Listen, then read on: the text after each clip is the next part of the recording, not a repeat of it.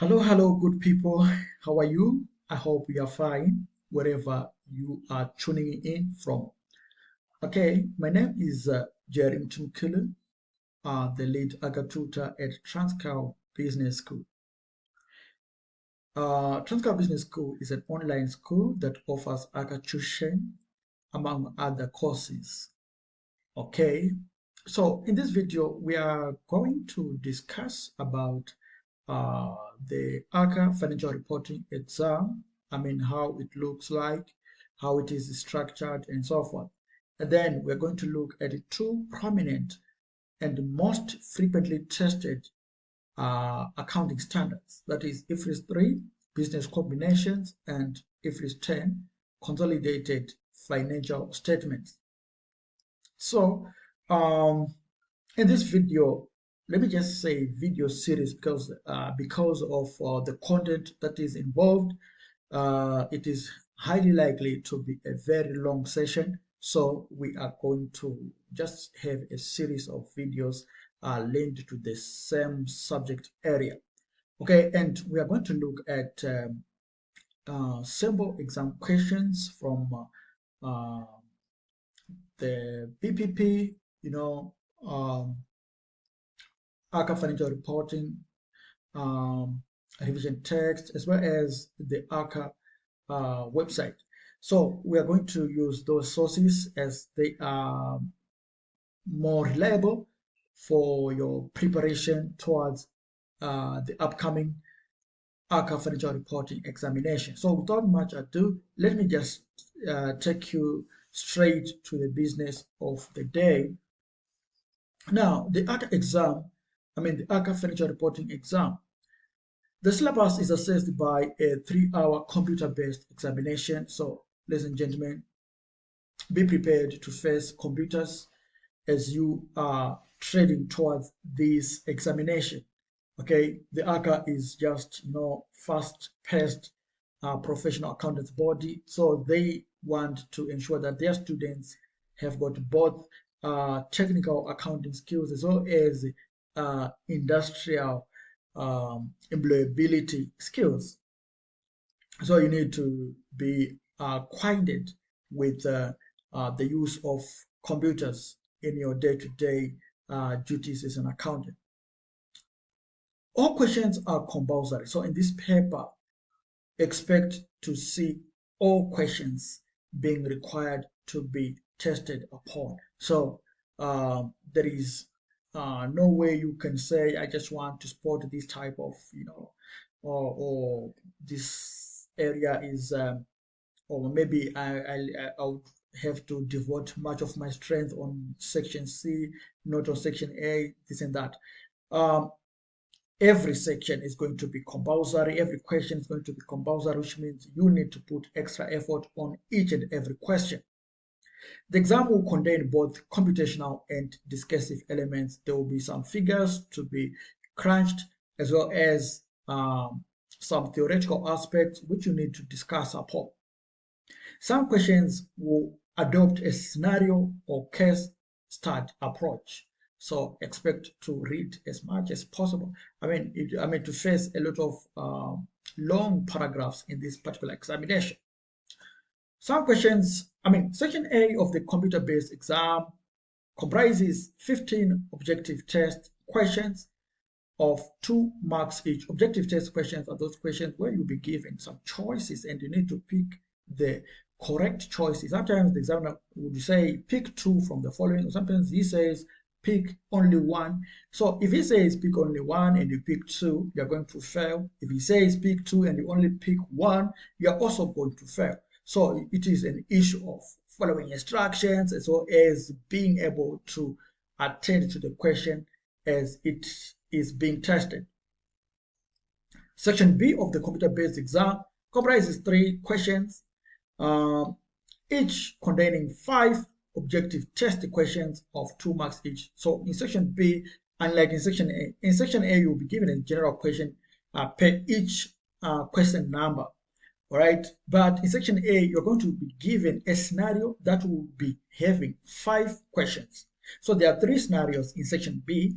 Each will be having its 3 sub questions. All right, I mean it's 5 sub questions, which would be in the same structure as in section A, but they'll be relating to a particular scenario. Okay, and in section C, you're going to be given 2 20-mark constructed response questions. These are a bit long, but you'll be given spaces or tables where you need to input your answers. This time you'll be required to do some little bit of typing. The 20-mark questions will examine the interpretation and preparation of financial statements for either a single entity or a group. So expect long questions, and this might be relating to a single company or a group. So here some consolidation will be tested upon. But it doesn't mean that you're not going to face a consolidation question in section A or section B. No. Here the examiner just telling you that expect to see consolidations or some ratio analysis or interpretation of financial accounts in this particular section, that is section C. Now, the 2 accounting standards I've been talking about, that is IFRS 3 and IFRS 10. IFRS 10 gives us the necessary background to appreciate group structures. Okay, however, IFRS 3 business combinations revised gives the techniques you will need to prepare consolidated financial statements. So IFRS 3 is like a manual, whereas IFRS 10 gives just the theoretical aspect, the conceptuals, which you need to understand about the issues of power, control, etc. However, when it comes now to the presentation and everything, you then have to, the mechanics of it, you get it from business combination, but they move hand in hand, these 2 accounting standards. All right, so in other words, IFRS 3 tells you how to do the consolidation. This includes, among other things, recognition, valuation, and presentation of certain elements of financial statements in the consolidation context. Now there are about 5 key definitions which you need to understand and be able to explain or to provide in the examination. What is a consolidated financial statement? This is a statement of a group presented as those, okay, consolidated financial statements are statements of a group presented as those of a single economic entity. So a group might be having 5 subsidiaries and a parent, but we expect you to find one set of financial statements, and that set is what we call consolidated financial statements. What is a group? A group is a parent and all its subsidiaries, right? And that's from IFRS 10. Subsidiary, and it is an entity that is controlled by another entity. These prepare their own financial statements. All right. So the fact that you have got a parent on top of you, it doesn't mean that you're not going to be required to prepare your own financial statements. So they need to prepare their own. A parent, this is an entity that has one or more subsidiaries. This prepares its own financial statements and those for the group. So a parent would have the honors of preparing its own financial statements as well as those of the whole group, that will be including the subsidiaries as well. Now, when we talk of consolidation, we are talking of a certain company having control over other companies. All right, and those companies which are controlled are what we call subsidiaries, as you have seen here. Sorry. Okay, now control. This is the power to direct relevant activities. Please, the word direct is a high profile verb. Okay, to direct means this is a a little bit of strategic action. Okay, so it's a high profile event. That's this control has to do with the the strategic ownership of something.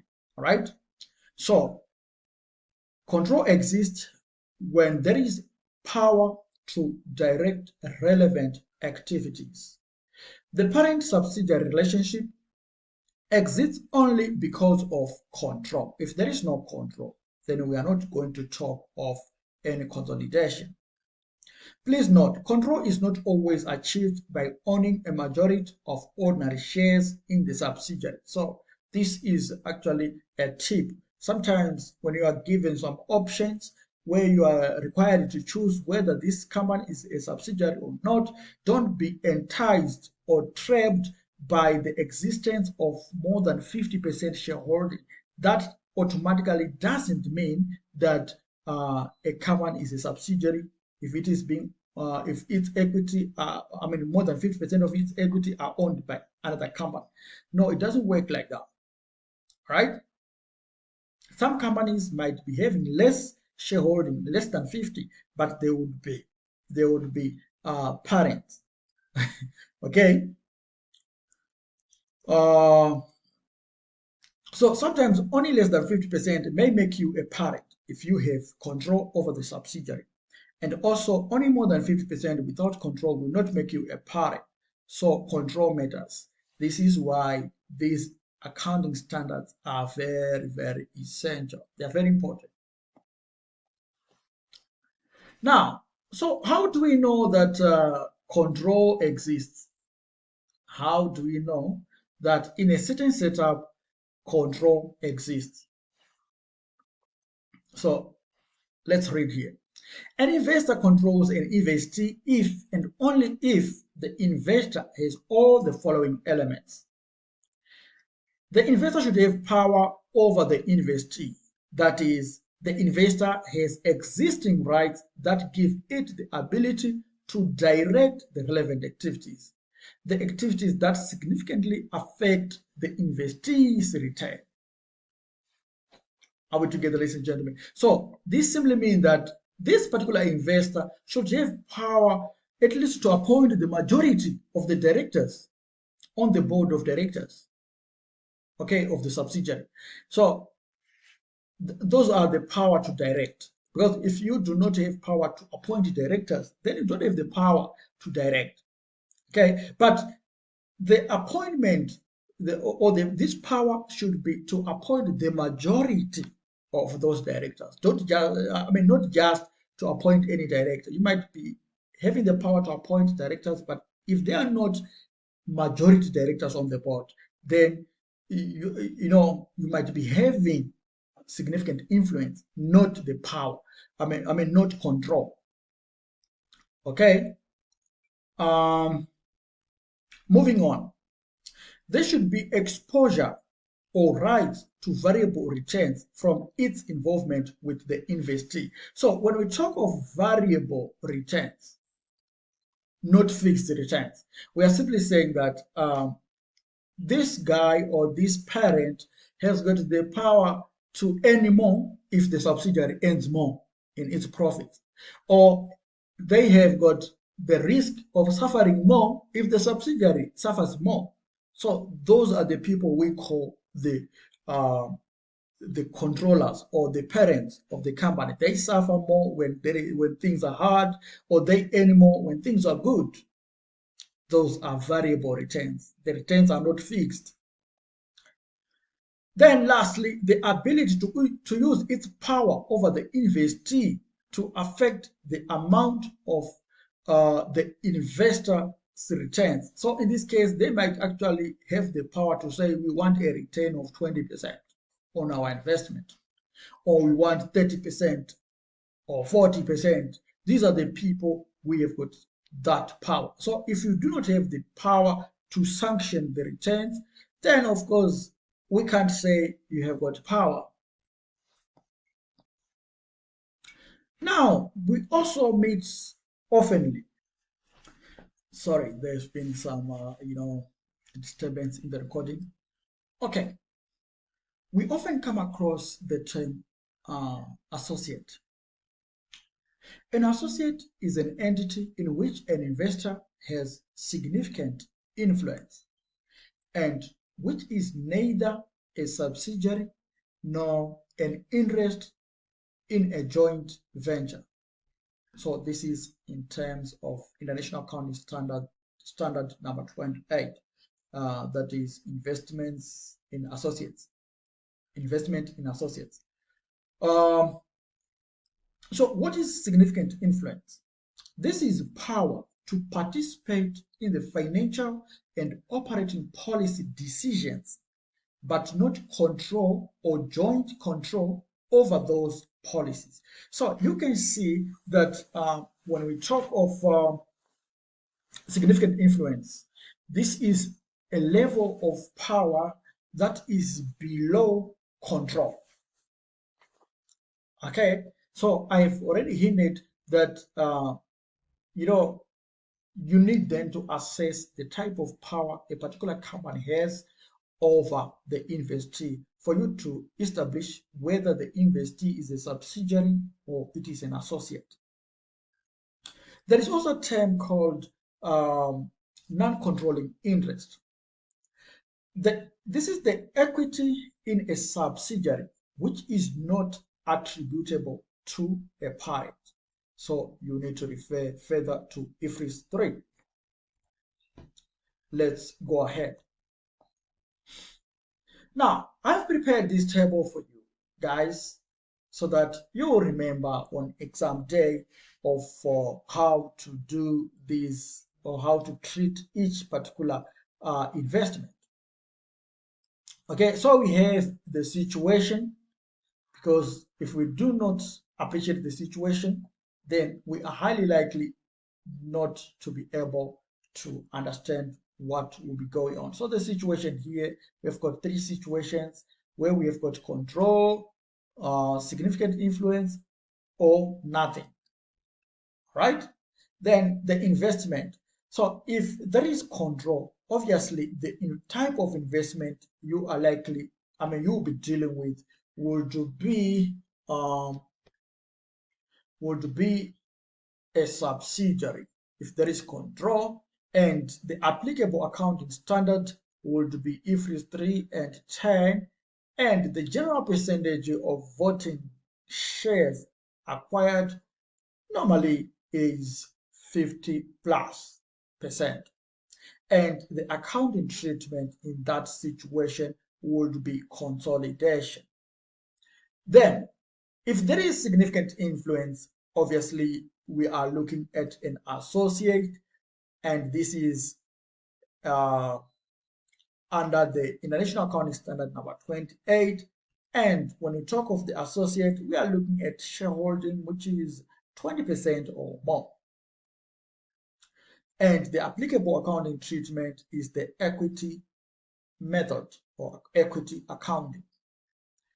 Now, if any investment is none of the two, then it is going to be accounted for as a simple investment, and this will be dealt with under IFRS 9 financial instruments, and we are looking at shareholding less than 20% in general, and the applicable accounting treatment would be either to recognize the investment through fair value, at fair value through other comprehensive income, or fair value through P&L. So those are the accounting treatments, ladies and gentlemen, which we need to remember. Now, we are having this particular question, which is a question which is more likely to be an exam type question. Which of the following will be treated as a subsidiary of Kudakwashi Company as at 31 December 20x7? Number 1, the acquisition of 60% of Extreme Core's equity share capital on 1 March 20x7. Extreme cost activities are significantly different from the rest of the coup de pache group of companies. So, in the examination, there might be no time to read everything like a storybook because you won't be having that time. So, you just have to tell yourself what was the requirement? The requirement was which of the following will be treated as a subsidiary. Okay, so you can see that here, this particular company, there was 60% of shareholding, and we've already hinted out that of course, although it is not obvious that if you have got more than 50% shareholding, you are likely to be a parent, but sometimes that's a general view, okay? You'll be justified to at least infer that because of that basis, this was supposed to be a subsidiary parent relationship.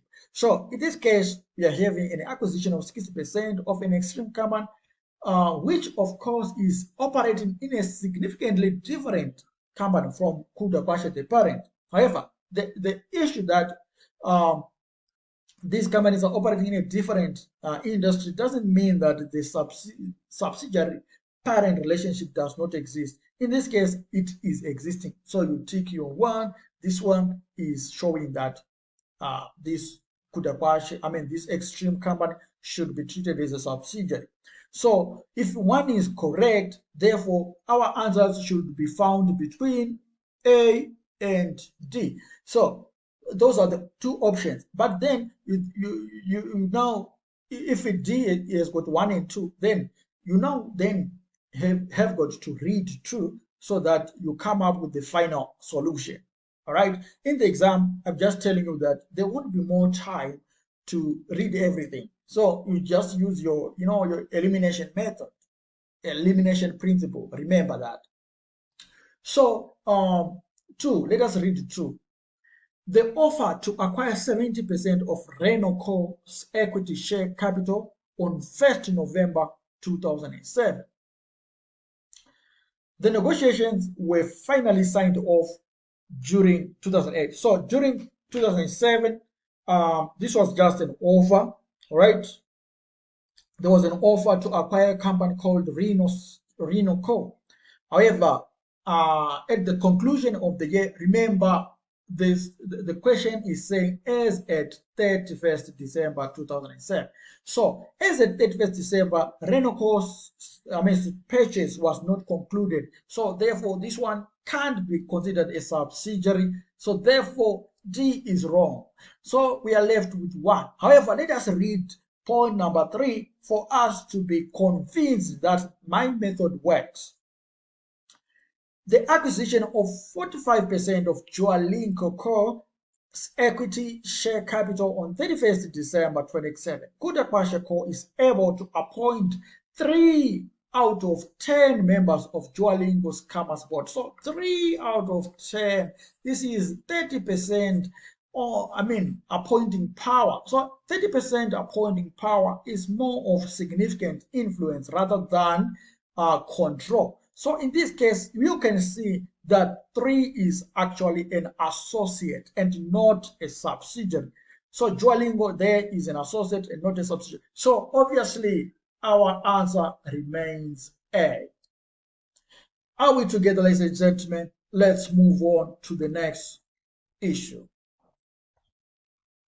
Now, we have got question number 2 there, ladies and gentlemen. The reason why I've put a lot of questions in this presentation, I want you to, I'll be talking some theoretical aspect and then I'll bring you back to the exam type question because there's no time. This is our last week of study in this course, week 10. So week 10, we are looking at exam. We are now focused towards the exam. So it is part of the theoretical aspects. I've given you all the notes you required. But now, in this particular video, I'll be drawing your attention towards the examination. Because by the end of the day, all what we have been doing is nothing if you do not come out of that examination with a 50% or more. Okay, and I don't want people knock at my offices, complaining that, oh, you guys, you have eaten our man, and we are now failures, we failed the examination. No, we don't operate like that. I have to make sure that you guys cross over the River Jordan with smiling faces. And I want you guys on that day when the examination results are out, you just have to blow my, my WhatsApp. You have to blow my email with those, happy emails, happy chats that you have made it. Are we together, ladies and gentlemen? So let us do question number 2. All right. Yeah, it's of course allowed to have a drink of water as you'll be watching this. Please, if this is your first time to come to this particular channel or to watch a video like this from the ACCA tutor, that is from me to you, you need, please just subscribe, just share the video with your friends, with everybody. All right, but also don't forget to tell them to come to the school so that when you be watching this video, you need to do also some assignments so that we mark those assignments and we fine tune your understanding so that on exam day you make it. You just have to make it. 80% shouldn't be a worry. 80%, 95%, and you also have the right to win those Simpson scholarships which are awarded to ACCA students who excel. So, it's also your right. So you need to pass outstanding. All right. So let's continue, ladies and gentlemen. Angel owns 100% of the share capital of the following companies. The directors are unsure of whether the investment should be consolidated. So you need to act as an expert this time. Well, the directors do not know. So if the directors do not know, obviously an ACCA student should know. In which of the following circumstances would the investment not be consolidated? A. Angel has decided to sell its investment in Gosden as it is loss-making.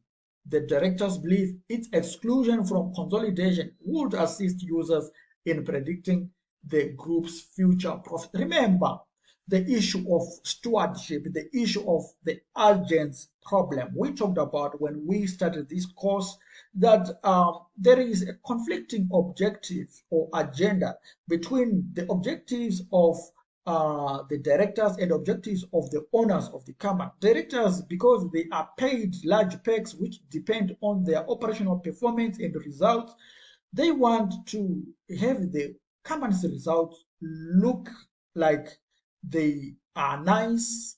They want to window dress everything, the aspect of creative accounting. So whatever possibility they have or whatever ability they have to ensure that they manipulate the financial statements to look nice, they would go for that option. So in this case, they have amongst their investment portfolio, there is a particular investment called Gosden. This has been underperforming. So they want to get rid of this just to silence its financial impact from the rest of the group's performance results. So in doing so, they do not know that it is improper. So you as an ACCA student, you need to come up and say, please, says, and madam, we want you to understand that that is improper. Okay, the fact that a subsidiary is loss-making does not mean that it should not be consolidated. You need to tell them that. So obviously, when you know that, you can safely say that this is wrong. Okay, Gosden should be consolidated. Now, let's move on to Cremon. Cremon is a bank, and its activity is so different from the engineering activities of the rest of the group that it would be meaningless to consolidate. The fact that they operate in different industries does not mean that the subsidiary parent relationship does not exist. Again, you should ask that one. Remember, we are towards the examination.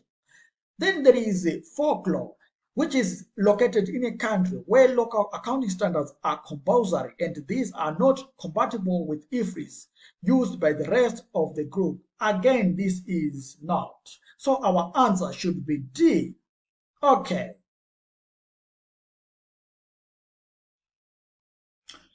Okay, let's move forward.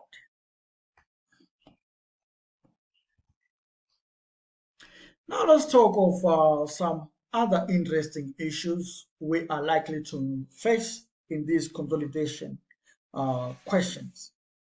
There is an aspect of unrealized profit, ladies and gentlemen, that is going to hound us if we are not well prepared. Unrealized profits, shortened UP. You know, this can exist between a parent and a subsidiary or a parent and an associate. So if it exists with a subsidiary, the unrealized profit should be the profit multiplied by the percentage of stock still unsold. Okay? If it is existing with an associate, then the unrealized profit would be profit multiplied by the percentage of stock still unsold multiplied by the associate percentage. All right, why are we talking of inventory unsold?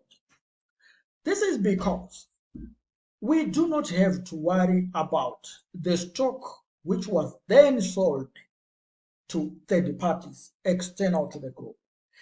Unrealized profit is only profit that has been made by, from sales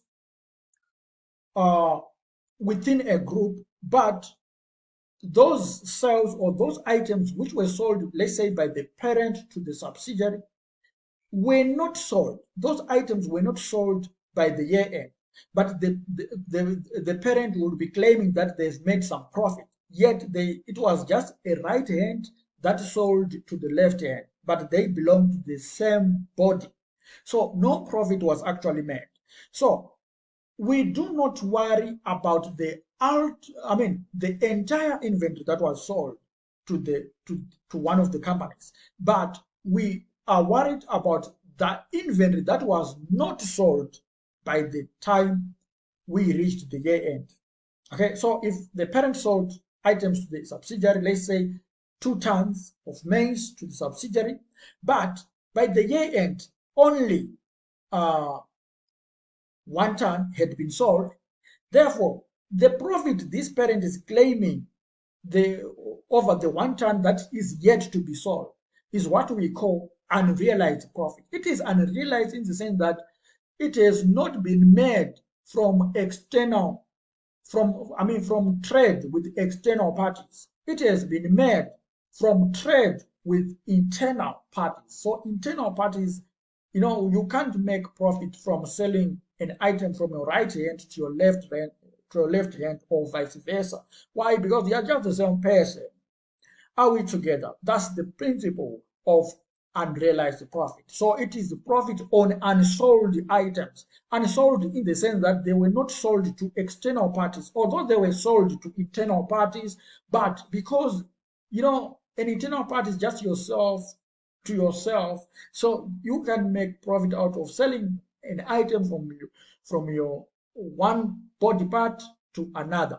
All right, that's the principle. All right, so these companies, since they fall under one control, then they can make profit out of trade between themselves or among themselves.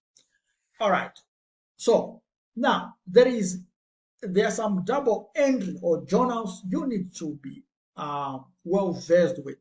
All right, for example, if we sell goods from parent to subsidiary, the unrealized profit, remember, this unrealized profit should be eliminated.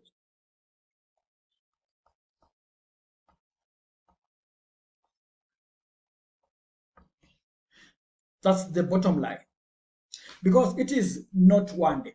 Okay, so the issue is we need to remove unrealized profit.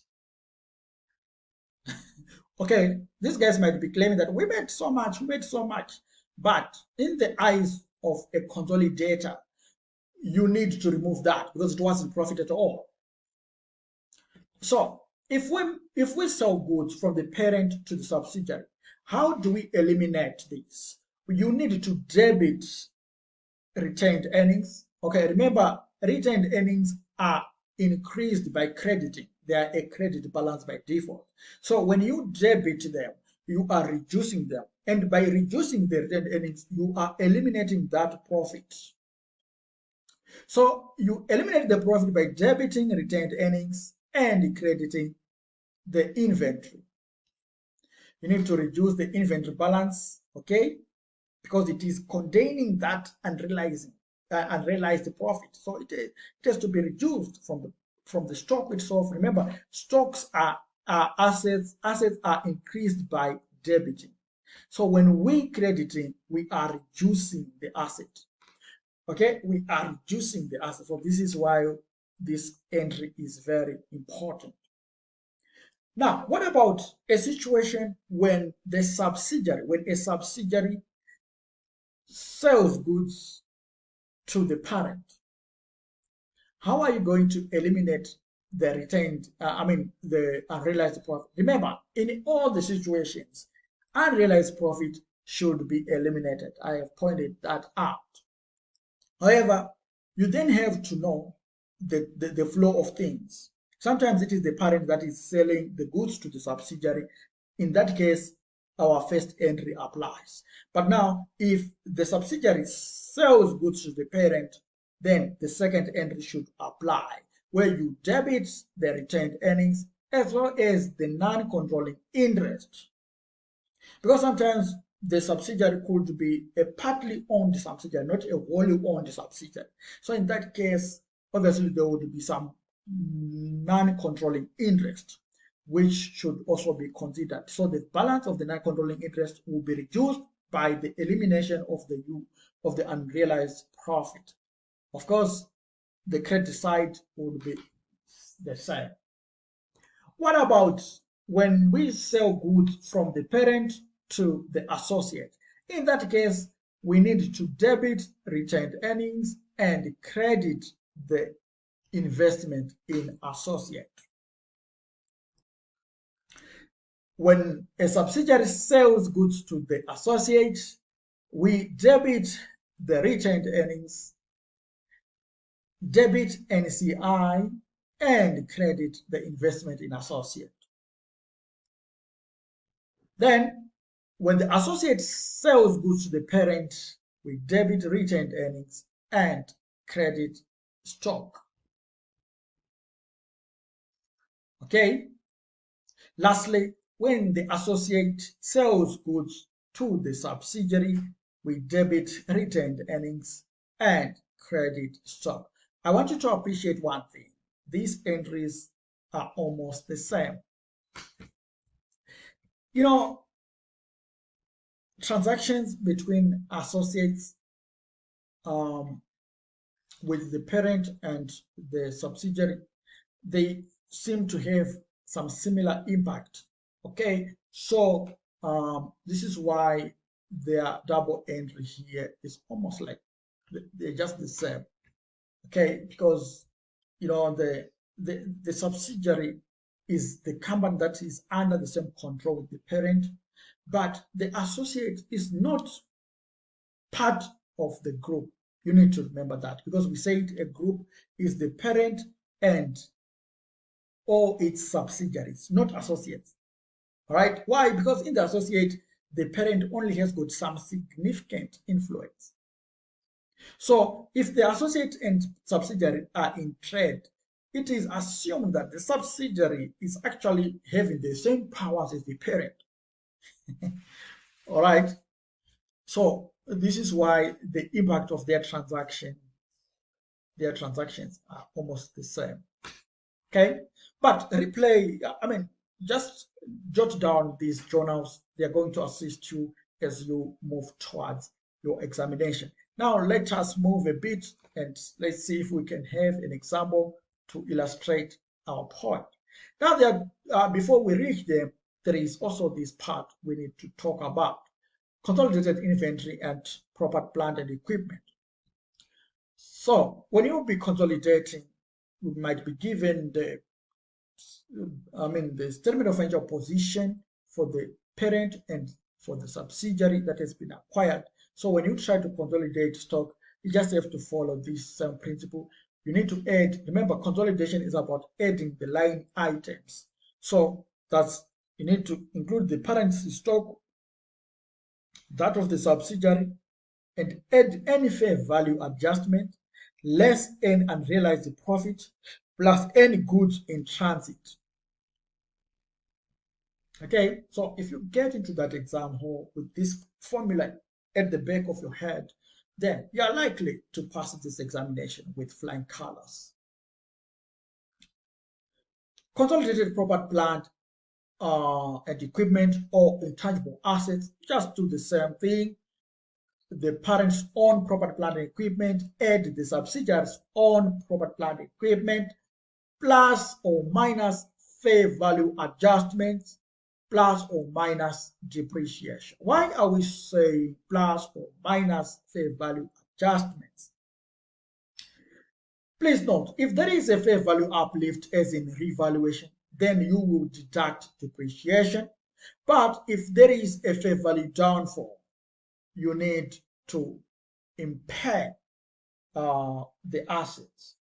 Then depreciation should be added in that scenario. So this is why we are using the plus or minus. Sometimes you'll be told by the examiner that when the acquisition was done, they did not put into consideration the fair value, the fair values of the plant or equipment or the intangible assets on that particular day, which were 20 million below their market value or above their market value. So you need to then work with plus or minus in your mind so that you will be able to adjust accordingly. What about trade receivables and cash? You also need to add the parent's own receivables, the subsidiaries, less any cash in transit, all right, less any current accounts. What are current accounts? Current accounts are those accounts where the companies themselves might be having payables and receivables between one another. So those are called current accounts because they relate to similar companies or companies under the same roof. Okay, so they need also to be eliminated. This is why we are saying less current accounts. Those accounts should be eliminated because one company will be having a receivable of 10 million, the other will be having a payable of the same figure, 10 million, because they traded between themselves. So those current accounts should be eliminated. Now, the cash, you need to add the parent's cash, subsidiary's cash, as well as the cash in transit. Please note, if there is a fair value uplift as in revaluation, then you need to, okay, we've talked about this. We've talked about it. All right, so let's move on. That is that question, ladies and gentlemen. You can just pause the video and attempt the question on your own. Prodin, the parent company, sold goods to its 80% subsidiary, Sophia, for 20 million. Sophia had 1/5 of these goods still in inventory at 31st March 2014. In March 2014, Prodin sold goods to Vittori for 15 million, all of which were still in inventory at 31 March 2014. All sales to Sophia and Vittori had a markup of on cost of 25%. Prodin has acquired 30% share of Vittori. Okay, so let us try to determine how we are going to treat this particular scenario. Okay, you can try it on your own. You can pause the video and try it.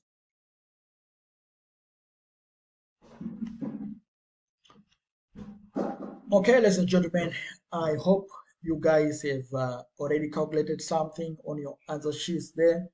That's good. Okay, so let's flow with me. I hope you have noticed that there are two different transactions here which are on the same scenario, of course. There is a sale of goods, okay, between a parent and subsidiary.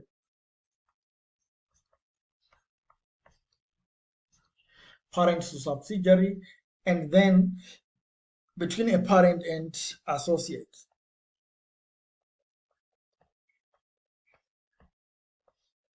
Have you seen that? Okay, first of all, here we are told that this company sold to its 80% subsidiary Sophia, and then here we are told that the parent also sold goods to the associate.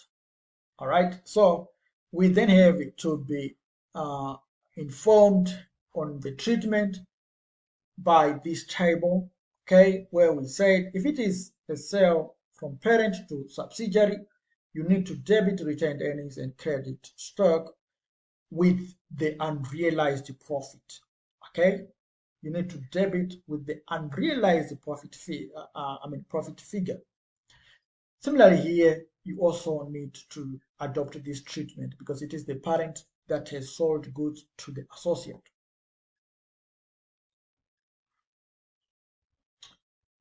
Okay, so with that in mind, let us calculate the unrealized profit within these sales. First of all, with the parent sub, what was the UP?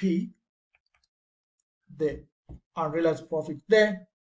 We are told that whenever the sales are made, there is a markup of 25% on cost, which means the 20% sold the 20 million,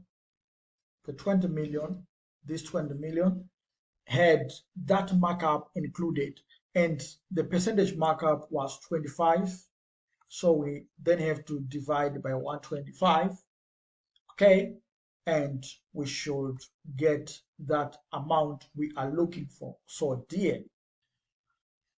Okay, so my calculator is telling me that we get a 4 million, okay, but that was the amount this parent was claiming to have made as a profit. However, at the end of the year, only 1/5 was remaining. Only 4/5 was sold, so 1/5 was remaining. So we then have to multiply by 1/5, and we get our 0.8 million. So the accounting treatment will be to debit retained earnings with how much? 0.8 million, and credit stock or inventory with the same amount.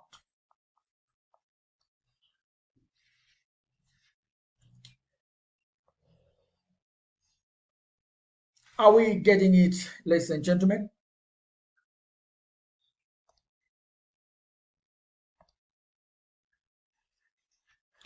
Okay, so on the parent associate transaction, we just do the same because the percentage markup was also the same. So we're going to say how much was sold, 15 million. So 15 million multiplied by the 25 over 125 multiplied by, this time we are going to consider the percentage of associates. The percentage of the associate. So the percentage shareholding. So in this case, that's 30%.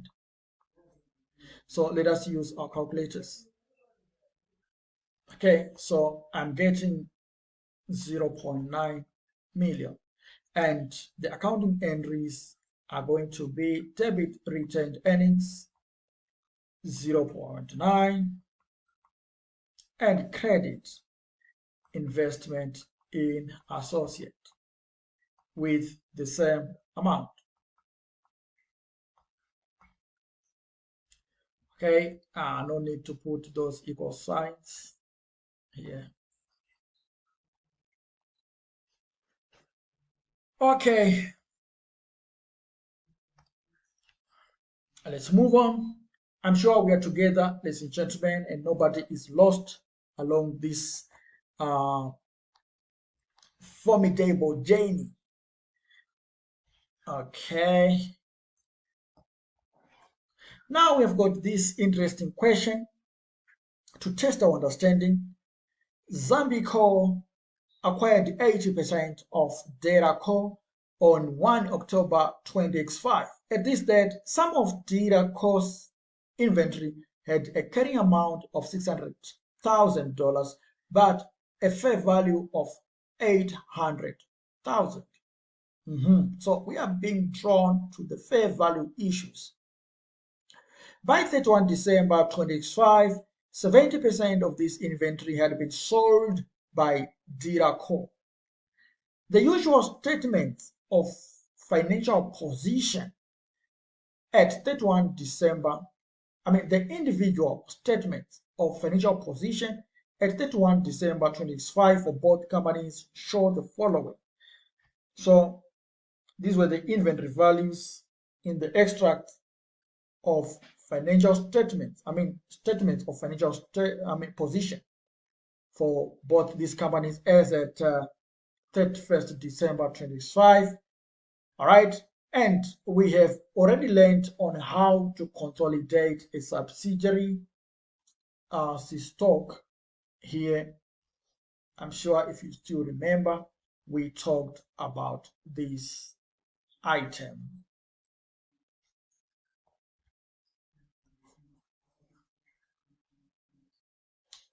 We talked about this, ladies and gentlemen. You have to recognize the parents, the parents stock, subsidiary stock, the fair value uplift or fair value adjustment, less any unrealized profit, plus any goods in transit. So that's how we have to attack this question. So using that, let me just recap the formula here for reference. All right, we are saying the consolidated inventory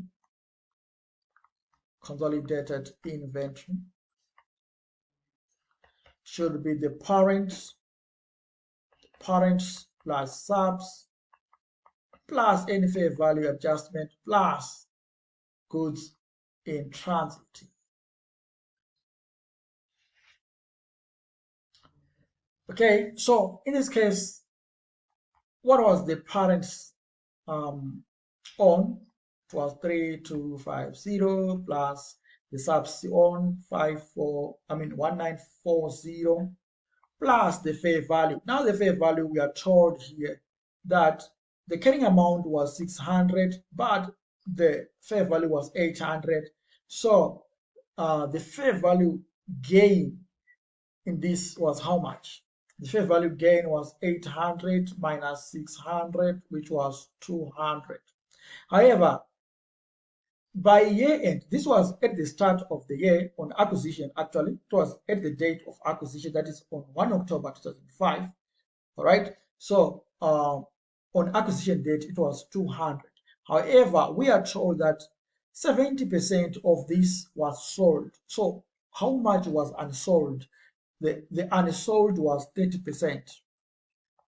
So obviously, 30% of 200 is 60. So the fair value uplift or adjustment we are talking about is 60. Do we have any goods on transit? We don't have. So these are the three figures we need. Let us use our calculators. Have you found the solution, guys? I'm still punching the figures on my calculator.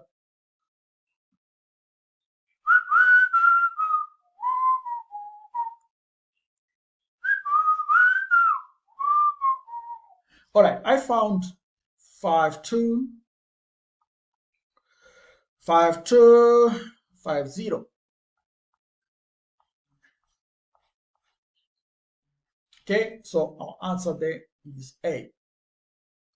But I've got a student that is a bit confused in my mind. Somebody still say, oh, why did you ignore the unrealized profit in the formula? Of course, we should as well extend this formula with the unrealized profit, but I didn't want to input that because I was scared that I might confuse you further.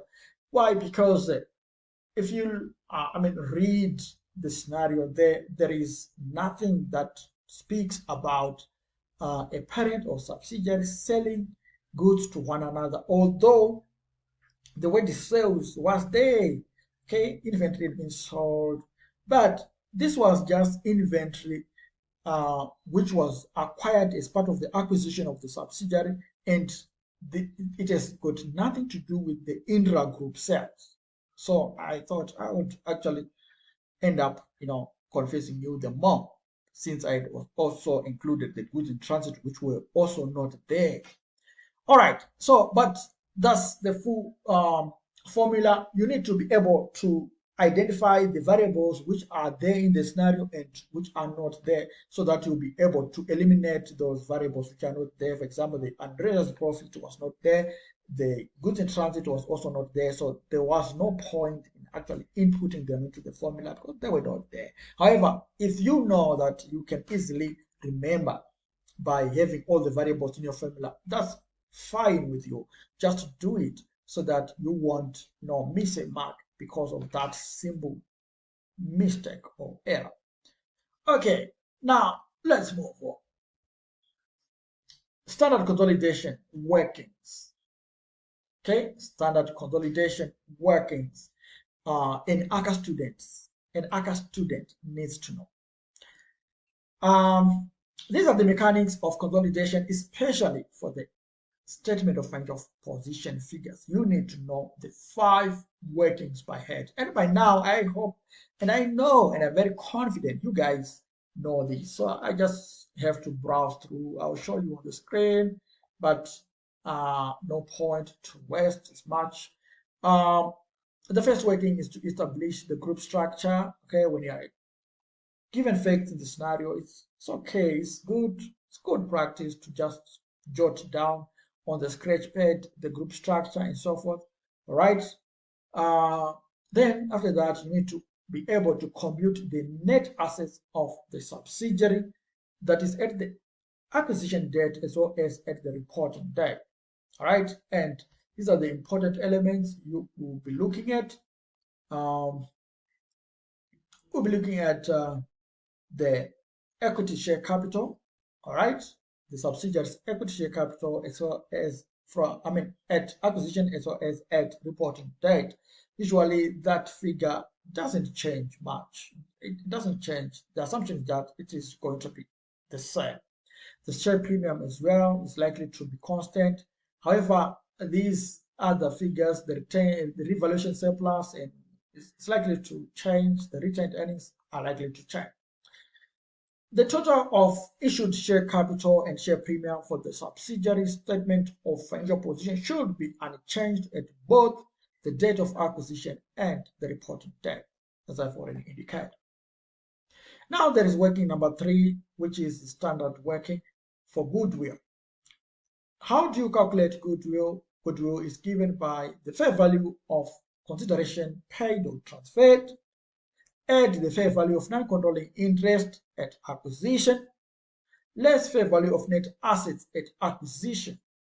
Then you get your goodwill on acquisition. You then extend it with any impairment that could have resulted. Working number 4, non-controlling interest. Fair value of non-controlling interest at acquisition as in working number 3. So an examiner would be,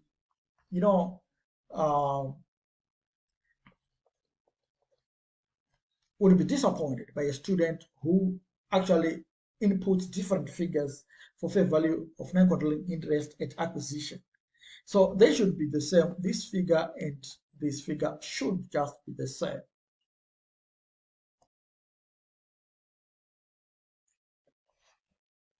So guys, let us watch out. that trade. Let us watch out for that trade. Okay. There's also non-controlling interest share of post-acquisition reserves. If we look back on our working number 2, here you can see that, like I said, these reserves are likely to change the revaluation surplus and retained earnings. So when they change, the NCI would also want their share as well as the group. So we need to share between the group and the NCI. So that's why we have indicated that the NCI should have a post-acquisition reserve share, right? And this is found by comparing the reserves at this point at the start of the year and at the end of the year. So that change or movement is the basis for the sharing.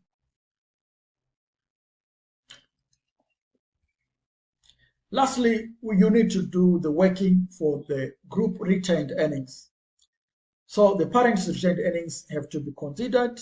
Do not forget that. Then the parent's percentage of subsidiaries post-acquisition retained earnings should also come here. Okay, and we get our total retained earnings figure. Let's look at this particular example to cement our understanding. P acquired 60% of the shares in S on 1 January 2087 when the retained earnings of S stood at $6,000. The fair value of the non-controlling interest at the date of acquisition was $30,000. On 31 December 2010, the statements of financial position of each of the two companies were as follows. Non-current assets, $50,000, $30,000. Investment in S at cost, $40,000. Current assets, $14,000, $12,000. Share capital, $1 shares, $50,000, $20,000. Retained earnings, $44,000, $16,000. Current liabilities, $10,000, $6,000. And you can see that these statements of financial position were balancing. Okay, they were balancing. As you can see, the figures are just the same. Okay. Now, required, prepare the consolidated statement of financial position as at 31st December 2010 for the P group. So we just have to come here and look at the presentation. Okay. First of all, you do the group structure, and to do the group structure, it's very simple. You just have to know what was the shareholding alike. Sometimes you might be given, the examiner simply might just say PICO purchased the actual number of shares. He might give you the actual number of shares which were purchased. So in that case, you then have to take the number of shares divided by the total shares as presented in the statement of financial position for you to get the acquisition percentage. It's very simple, isn't it? So in this case, the group structure was like the parent and the subsidiary S. So the group structure was a 60% group, subsidiary, and the NCI obvious should be 40%. It's very important to know these percentages, as you would need those figures in your computation, as you will see. So for you to compute the goodwill arising from consolidation, like I said, you need to first of all determine the consideration which was transferred at fair value. It should be fair value of consideration. Add NCI. The NCI, we were told that it was 30,000 in the question. Okay, 30,000. This gives us 70,000 if we add those two figures, and then the share capital was 20,000.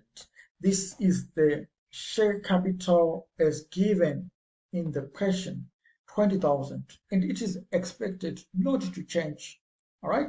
Then pre-acquisition retained earnings. These are the retained earnings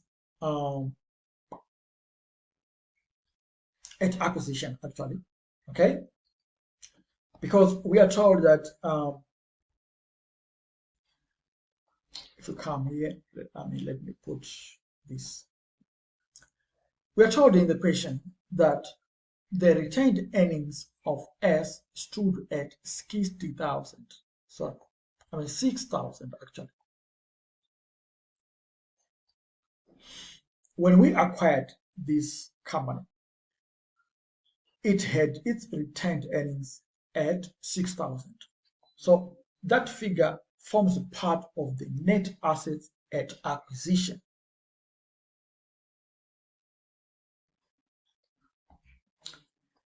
Okay,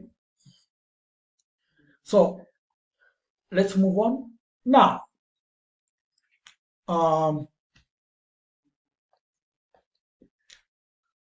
So this was essential for the computation of net assets. Okay, the share capital as well as the pre-acquisition retained earnings constitute what we call the net assets of the subsidiary. Okay, so our goodwill, remember the formula is fair value of consideration add NCI less net assets. So the net assets are 26,000. So 26,000 should be deducted from 70,000 and we get 44,000. Are we together? So there should be a line here so that you guys won't be confused. So we are saying 70,000 minus 26,000. We get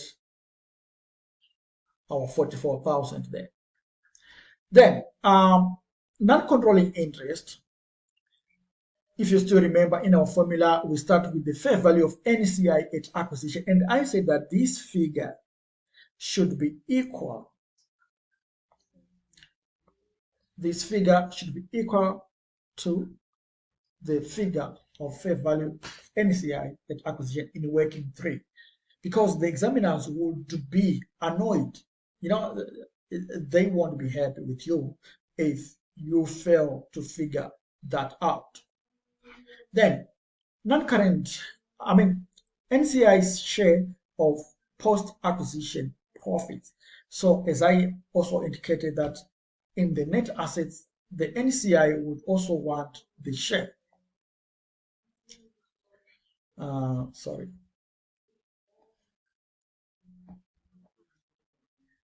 So here, the movement would be shared between the parent and NCI. So the NCI would also want the share of the net assets of the subsidiary. Okay, so in this case, since at acquisition, the net assets of the subsidiary were the net assets of this particular subsidiary were standing at what? All right, let me just find a space to illustrate this. All right. If you have a table at acquisition, at reporting, you won't have a problem. Okay, so the share capital was 20,000 and this one is expected not to change. But we had retained earnings and initially there were 6,000. As you can see here, there were 6,000, but the share capital, the share capital was 20,000 and that figure is expected to be constant. Now, at reporting date, the retained earnings were how much? At reporting, they were now 16,000.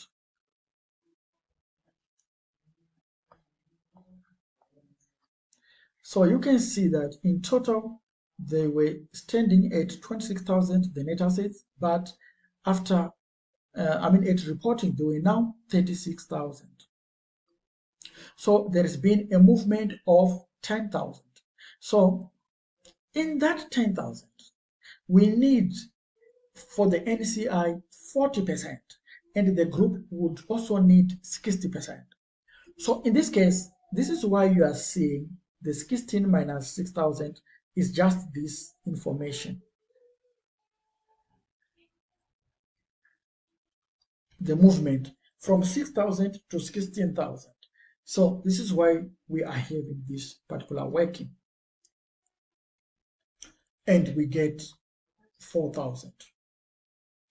Then we add the two figures, 30,000 and 4,000, to get 34,000. So that's the balance of NCI in the consolidated statement of financial position. Now let's do the working for retained earnings. We start with the retained earnings of the parent, which we observed to be 44,000 in the question. It's given in the statement of financial position. Sorry, 44,000. All right, that was the retained earnings figure. We start with that. Then we need to consider the retained earnings of the subsidiary, which is reported as 16,000 in the statement of financial position. As you can see, this one. However, this figure includes the 6,000 retained earnings, which was existing at the time of acquisition. So we needed to remove that. We deduct that one, and we are left with the post-acquisition retained earnings of 10,000. However, that share, the 10,000, is not for the group alone. It is also for the NCI. However, for the NCI, we have already accounted for it in our working, the 40% here. So we are now left with the 60% share, and 60% of 10,000, that's 6,000. So if we add, we now have the retained earnings of 50,000. After you do these workings, you then are safe to proceed to the consolidated statement of financial position.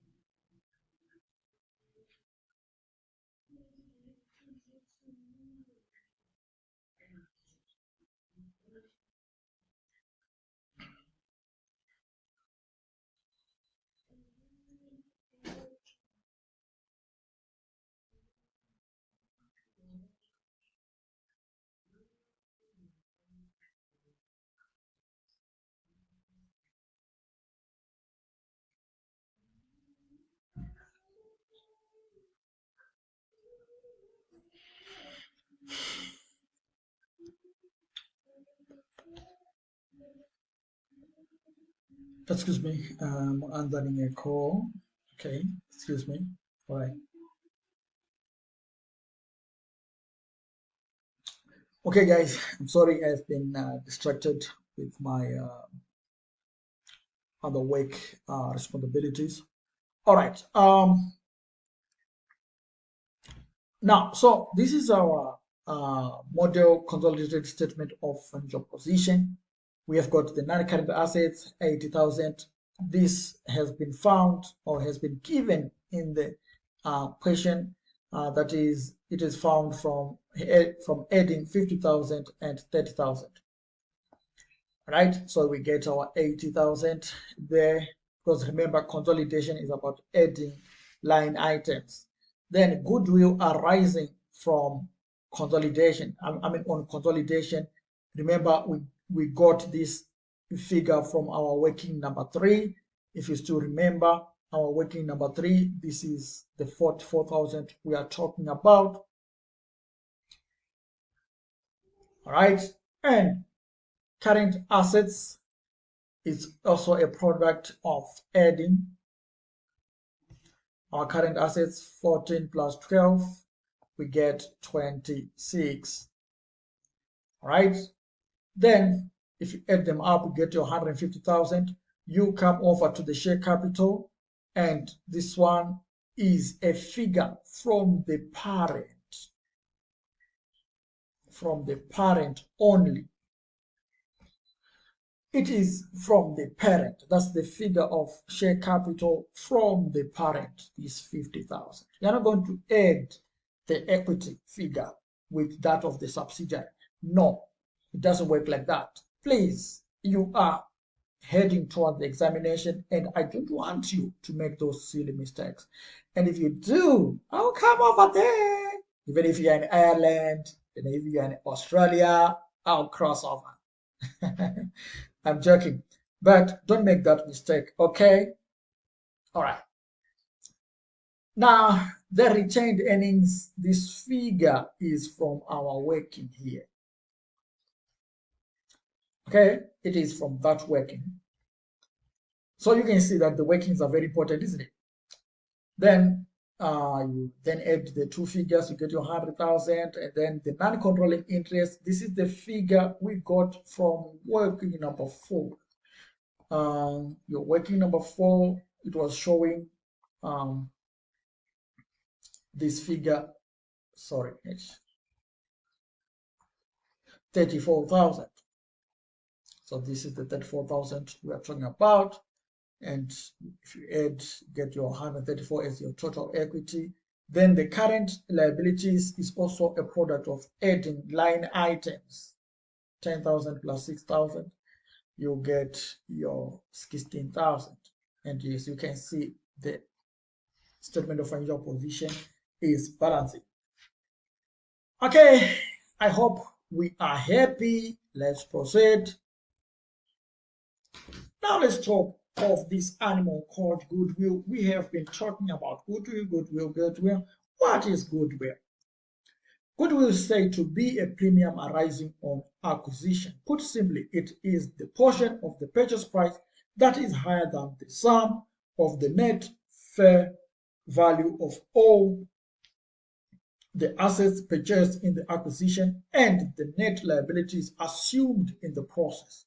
It arises when one entity, the parent company, gains control over another entity, the subsidiary, and is recognized as an asset in the consolidated statement of financial position.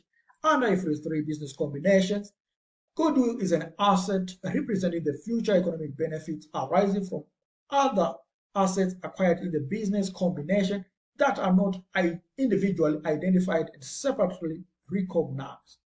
Goodwill is considered an intangible asset with an indefinite life and is therefore not amortized but must be tested annually for impairment. Thus, it is a positive figure in the statement of financial position under the non-current assets, intangible assets. However, in the event that there is a bargain purchase, that is negative goodwill, then this is regarded as a profit and immediately recognized in income.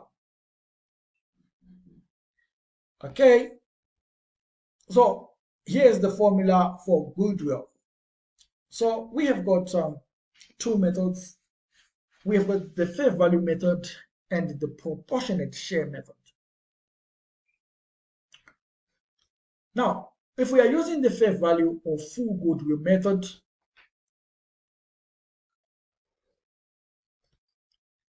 then the formula would be cost of investments, add NCI as we have already alluded to, less fair value of net assets at acquisition. All right, how do we calculate the net assets? We have already spoken about the working number 2. Please get back on this particular video on that portion where we showed the general working, that is working number 2.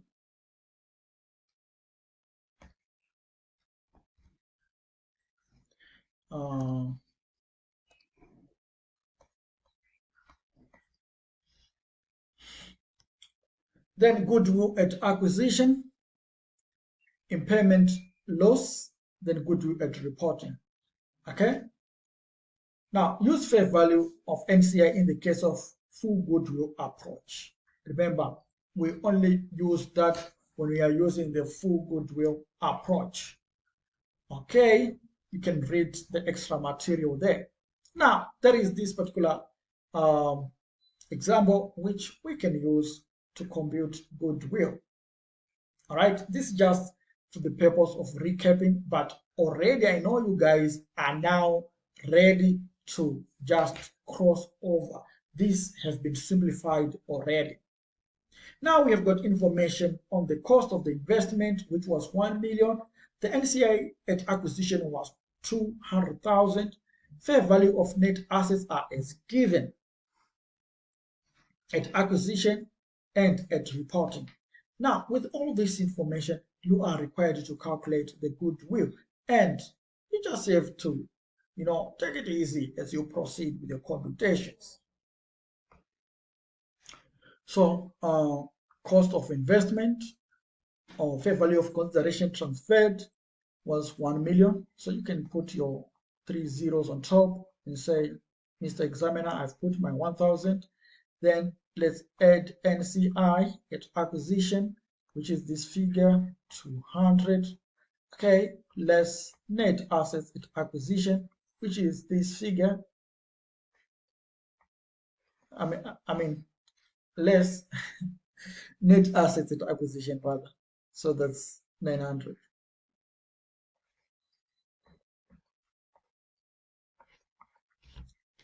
Let's use our calculators. That's 300. So the goodwill is 300,000. Very simple, isn't it? Now let's do this question. When a gain on a bargain purchase negative goodwill arises, IFRS 3 business combinations requires an entity to first of all review the measurement of the assets, liabilities, and consideration transferred in respect of the combination. When the negative goodwill is confirmed, which means when the company has done all that, how is the negative goodwill going to be recognized? Okay, so let us read through the options. A, it is credited directly to retained earnings. Is that what the standard says, or is that what we have already discussed? No, it is actually credited to profit or loss, although they have got the same impact, but you need to understand the weighting of the standard. You need to credit it to the profit or loss, right? As income from bargain purchase. So our answer is B. This one is wrong automatically because it is not going to be considered as a cost, although it is a negative. That negative sometimes would win students, but it doesn't mean that it is an expense or a cost. It is actually a profit. Okay, that it is deducted from positive goodwill. Again, that was is not. So the answer is B then.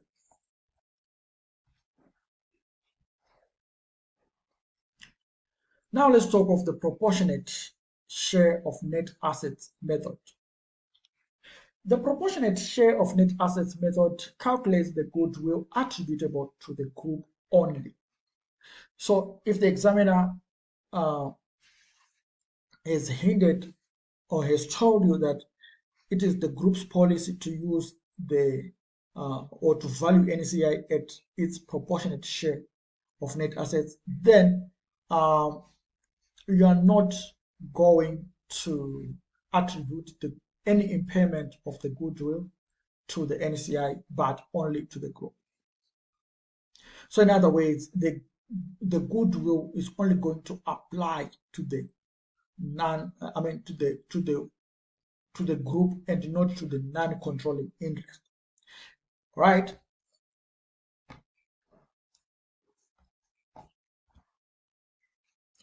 Impairment of goodwill.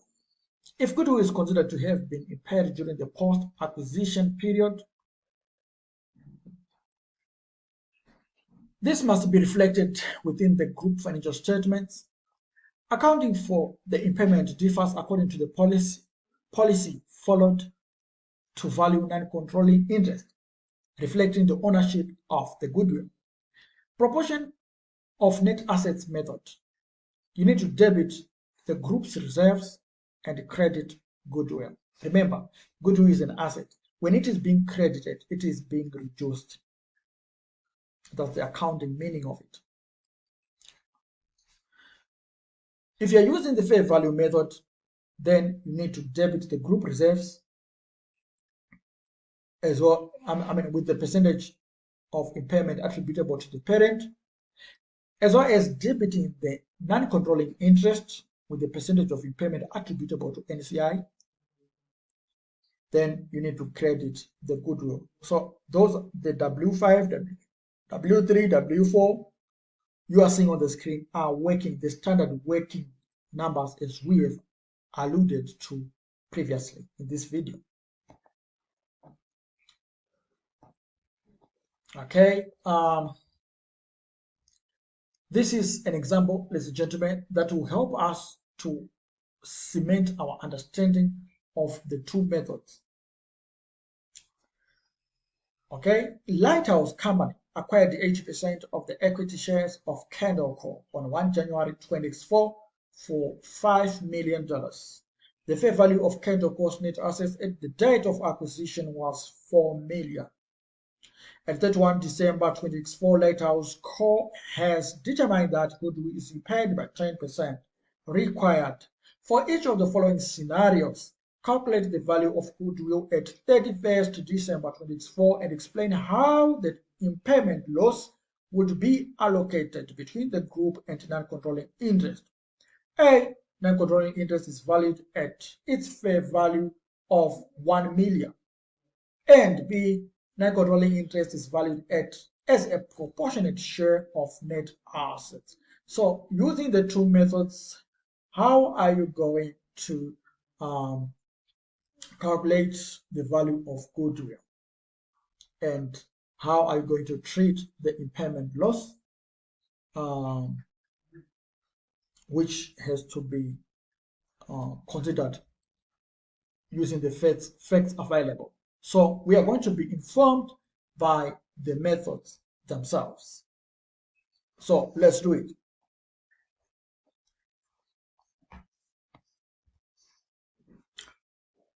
Now, when you are using the fair value method,